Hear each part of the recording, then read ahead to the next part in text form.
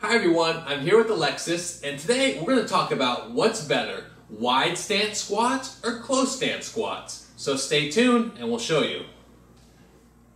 So first I want to go ahead and talk about wide stance squats and why you want to do them.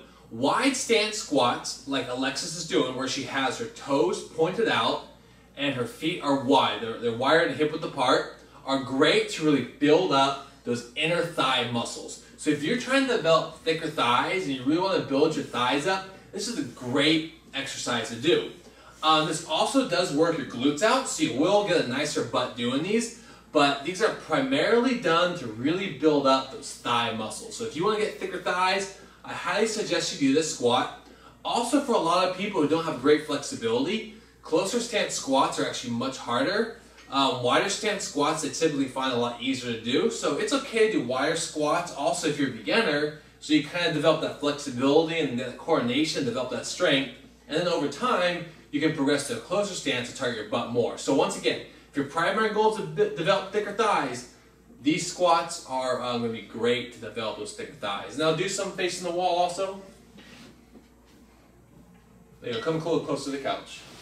Right there you go, wide stance. There you go. So once again, she's working her butt, but her primary muscles is those thighs. How do you feel? I feel it working, especially the thigh area. Yeah. It's really going to target those inner thigh muscles. It'll really get you strong, tight, firm inner thighs. Okay, next, let's go to the closer stance squat. You need a break or you good?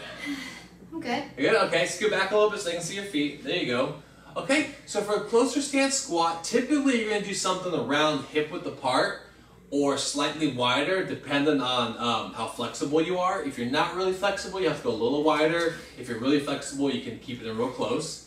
And then the main goal here is you want to really keep the weight on your heels and sit that butt back. So let's go ahead and try some. There you go. She has this weight on her heels. You can, when you practice these, you can lift your toes up a little bit to make sure the weight's not on your toes. Because with both the wide squats and the close stance squats, it's very important your knees do not go forward past your toes. Typically people make that mistake often with a closer stance squat. Also your knees should track with your shins, so you don't want your knees to be falling in. Let's go ahead and do some facing the wall there. Scoot a little close to the couch, there you go. There you go, so she's pressing off the heel, her butt's coming back, go down as far as you're comfortable. And these closer stance squats are really going to target the butt muscle. How are you feeling? It's working. Yeah. It works both your butt and your legs, but your butt muscle is going to be working more on the closer than on the wider stance. So the wider stance, your thighs will take over. And for those of you that are very thigh quad dominant, closer stance will also be a lot better to do because you need to target your glute muscles more. All right. How's this feeling? Feeling the burn now? She's probably pretty burned out. You're going to do a ton of squats here. But this gives you an idea. You can go put the bar down.